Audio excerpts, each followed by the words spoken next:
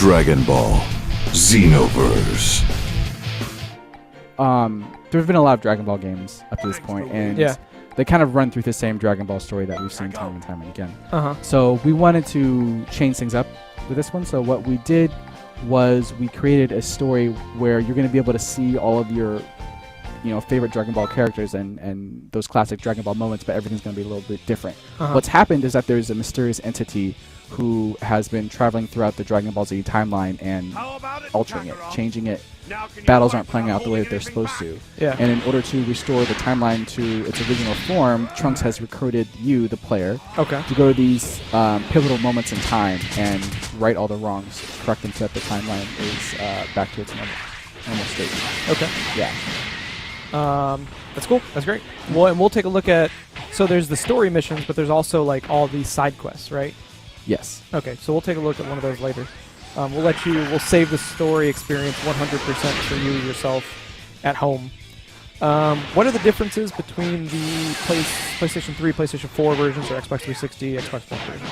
So there's no content differences between the last gen platforms and the last gen versions and the current gen versions. It's just that the current gen, PlayStation 4 and Xbox 360 and also PC are just going to be looking a lot nicer. You're going to have a higher frame rate and a higher resolution. Okay. Yeah. And the servers are like there's Xbox 360 servers, Xbox One servers, PS3, PS4 servers. There's no like crazy cross stuff. We went through the playable characters. Lag seems to be gone now. Maybe. So congratulations, tech team. Thank you. So we are. Let's do one more battle. Yeah, get rid of that. Let's do one more battle. Whenever Nick finishes up this one, you and I take the controllers. We're gonna take some fan requests for characters they want to see. And somebody was asking about the lock-on indicator. Can you change that at all? Change it meaning no, there's not really a way to change the look of it or anything. It's there. I mean, when you turn lock on, if you lock off of someone, then it'll disappear. But there's no way to actually change it. In the one-on-one, right? If you're playing locally one-on-one, there's no lock-on feature because in that mode, since you're playing on the same console, you're always locked on to the other person. Okay. So there's no icon for it. That makes sense. Yeah. We talked a little bit about Jump Fest right around the holidays about the villainous modes. Do you know about? Could you just give us like a general breakdown of how that works practically in the game, mechanic-wise?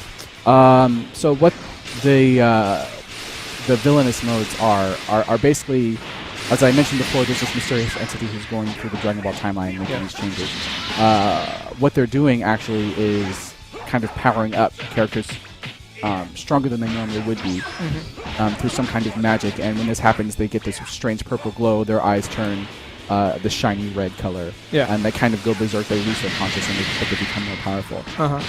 So this is kind of like a villainous form is what we're somewhat calling it. So these characters are playable as variations of some of the existing characters.